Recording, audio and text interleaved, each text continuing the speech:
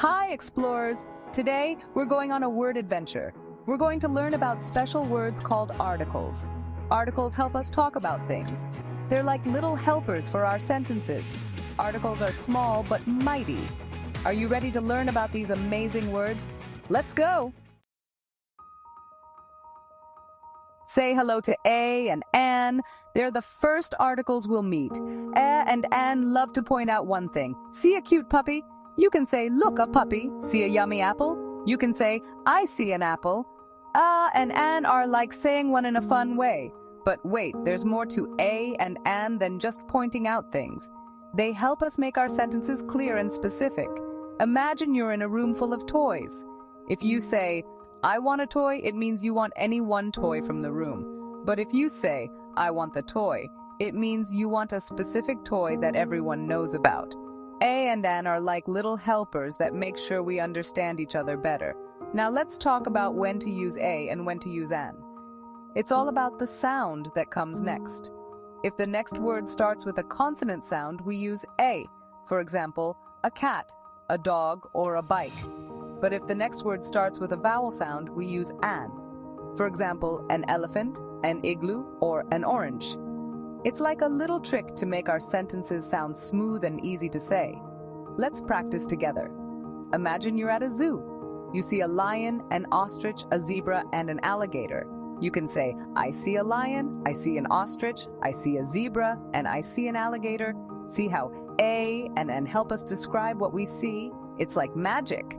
And did you know that A and An can also make our stories more interesting? When we tell a story, we can use A and An to introduce new characters or objects. For example, once upon a time there was a brave knight. The knight had a shiny sword and an old shield. Using A and An helps our listeners picture the story in their minds. So, the next time you see something new or want to tell a story, remember to use A and An. They're like little keys that unlock the door to clear and fun communication. Keep practicing, and soon you'll be a pro at using A and An in your sentences. Happy learning! And have a secret code. They use vowel and consonant sounds. Vowel sounds are like singing sounds. A, E, I, O, U. Consonant sounds are different. B, C, D, and more. A goes before words that start with consonant sounds, like a cat, and goes before words that start with vowel sounds, like an elephant. But let's dive deeper into this fascinating world of sounds. Imagine you're a detective, and your mission is to uncover the secrets of the English language. The first clue is understanding vowels and consonants. Vowels are the heart of our words, giving them melody and rhythm. Think of them as the musical notes in a song. When you say the vowels A, E, I, O, U, your mouth opens up and the sound flows freely, almost like you're singing. Try it. Say A and feel how your mouth opens wide. Now say E and notice the different shape your mouth makes. Each vowel has its own unique sound and shape.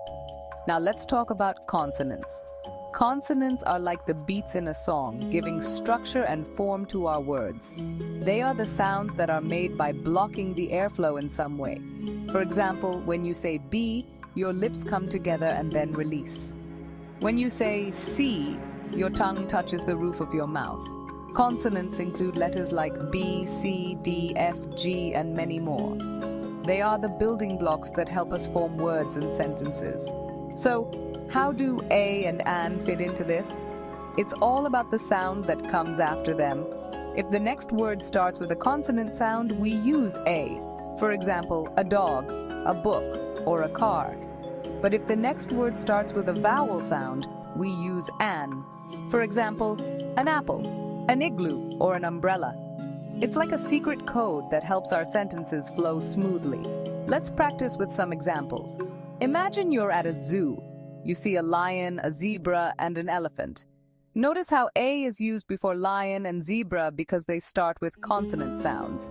But An is used before elephant because it starts with a vowel sound. Try it with other animals. A giraffe, an ostrich, a kangaroo, an octopus. See how the secret code works? Understanding this code can make you a better writer and speaker. It helps your sentences sound natural and clear. So, the next time you're writing or speaking, Remember the secret code of A and an. Be a sound detective and listen carefully to the words around you. You'll be amazed at how much you can discover. Let's play a game. I'll say a word. You choose A or an for the word. Ready? 1 bike, 2 umbrella, 3 orange, 4 dog. You're doing great. Section 5. Time to meet thee. Now meet the.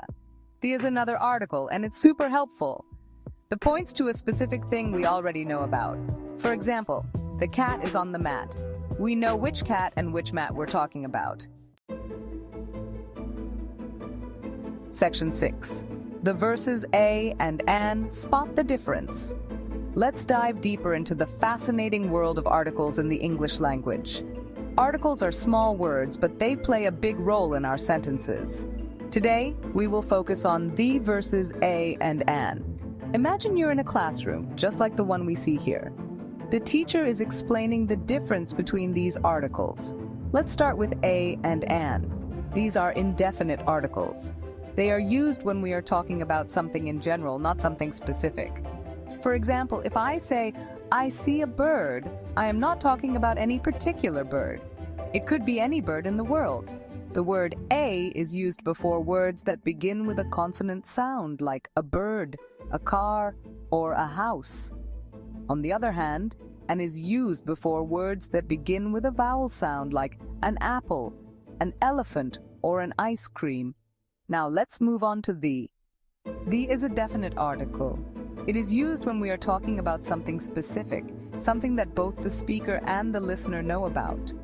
For example, if I say, the bird is singing, I'm talking about a specific bird that we have already mentioned or that we both know about.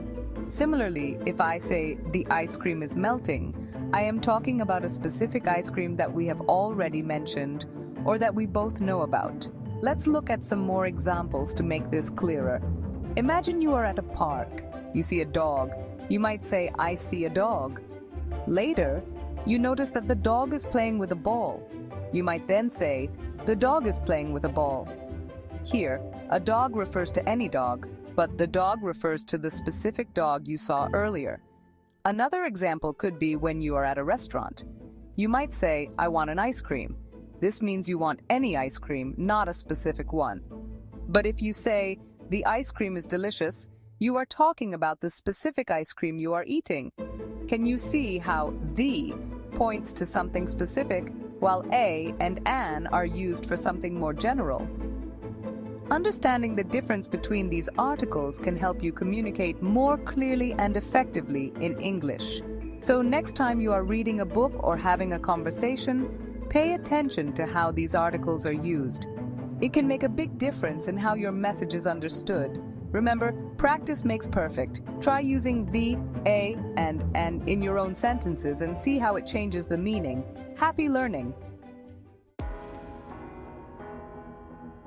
Section 7. Let's practice with the. Let's practice using the. Fill in the blanks with a, an, or the. There is a toy truck on the floor. The toy truck belongs to my brother. Mom bought an apple pie.